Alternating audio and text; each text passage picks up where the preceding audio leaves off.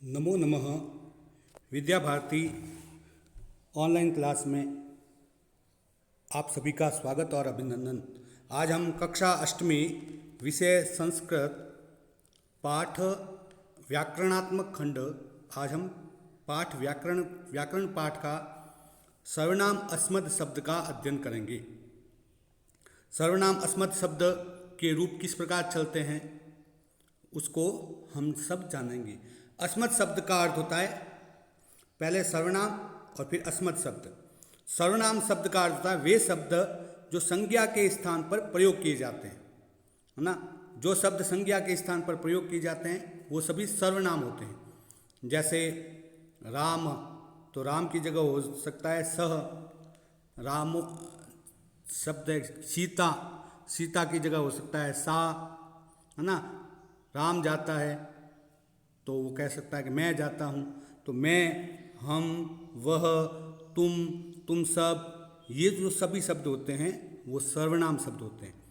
तो वे शब्द जो संज्ञा के स्थान पर काम आते हैं, संज्ञा के स्थान पर जिनका प्रयोग किया जा सकता है वो सभी शब्द सर्वनाम शब्द कहलाते हैं। जैसे तत्, यत्, एतत्, अस्मद, युष्मद, ये सभी शब्द रूप सर्वनाम शब्द कहलाते हैं। इनमें सर्वनाम शब्द में सप्तमी विभक्ति तक ही लिखा जाता है। विभक्ति सप्तमी तक ही होता है, उस संबोधन नहीं होता है। सर्वनाम में संबोधन नहीं होता है, केवल सप्तमी विभक्ति तक ही लिखा जाता है। अब अस्मद के रूप सभी लिंगों में एक समान चलते हैं। जिस प्रकार एतत् है, एतत् के रूप अलग अलग चलते हैं, स, है ना, अलग अलग चलते हैं, पुल्लिंग, स्त्रीलिंग और नपुंसक लिंग। लेकिन अस्मद शब्द के सभी लिंग एक समान चलते हैं। पुल्लिंग में भी वही चलेगा, स्त्रीलिंग में भी वही चलेगा और नपुंसक लिंग में भी वही चलेगा। युष्मद में भी यही है। अस्मद यानी जो शब्द मैं, मेरे लिए, हमारा, हमारे लिए जो शब्द आता है वो सब अस्मद में आता है ना। और युष्मद में तुम, तुम्हारा, तुम्हारे, तुम सबके, ये जो सब है वो सभी युष्मद में आते हैं।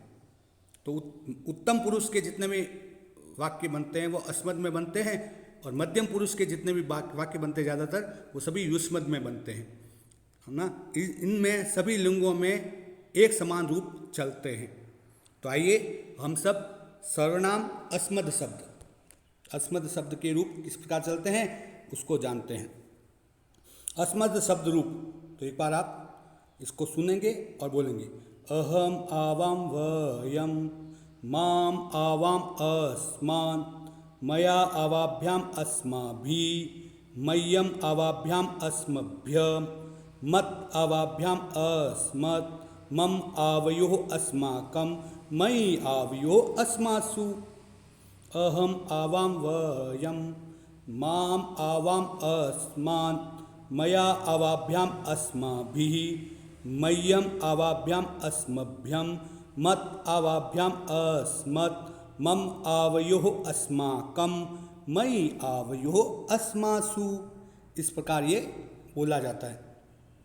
अहम, अब इसी के दूसरे रूप में भी बोल सकते हैं। जैसे अहम आवाम वयम प्रथमा, माम आवाम अस्मान द्वितीया, मया आवाभ्याम अस्माभिः तृतीया, मय्यम आवाभ्याम अस्मभ्यः चतुर्थी, मत आवाभ्याम अस्मत् पंचमी, मम आवयोः अस्माकं षष्ठी, मयि आवयोः अस्मासु सप्तमी। इस प्रकार भी इसको बोला जा सकता है। अहम आवाम वयम, माम और माँ, द्वितीय विभक्ति में माम और माँ दोनों लिखे हुए, तो दोनों का प्रयोग हो सकता है। आवाम में नौ लिखा हुआ है तो नौ का भी प्रयोग हो सकता है। अस्मान में नह भी लिखा जा सकता है। जैसे सन नो वरुणा लिखता है ना, सन नो वरुणा, तो नो का नह भी हो सकता है ना। तो इनमें से मय्यम का मे भी लिख सकते हैं, कई जगह मय्यम लिखते हैं, कई जगह मे भी लिख सकते हैं।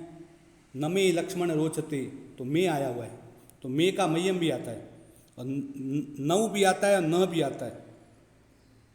इसी प्रकार मम भी लिखते हैं और मे भी लिखते हैं।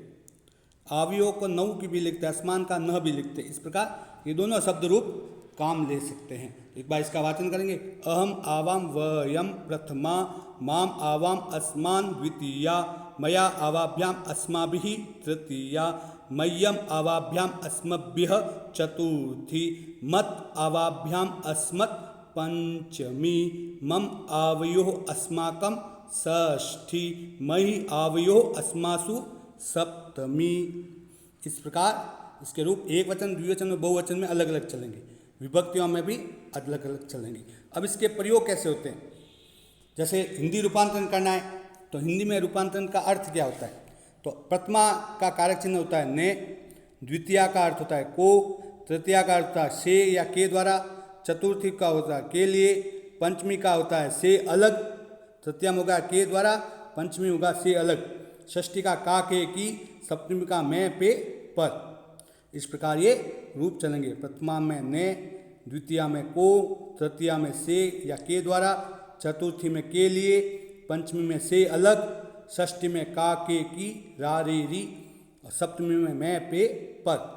इस प्रकार जैसे अहम, तो अहम यानी मैंने, आवाम यानी हम दोनों ने, वयम यानी हम सब ने, माम या माँ यानी मुझको, आवाम या नौ यानी हम दोनों को, अस्मान यानी हम सबको, मया यानी मुझसे या मेरे द्वारा, अवाभ्याम यानी हम दोनों से, अस्माभि यानी हम सब से, मह्यम यानी मेरे लिए, अवाभ्याम यानी हम दोनों के लिए, अस्मभ्य यानी हम सब के लिए, मत यानी मुझसे, अवाभ्याम यानी हम दोनों से, अस्मत यानी हम सब से, मम यानी मेरा, आवयो यानी हम दोनों का, अस्माकम यानी हम सब का, मई यानी मुझ में या मुझ पर, आवयो यानी हम दोनों पर या हम दोनों में, अस्मासु यानी हम सब में या हम सब पर।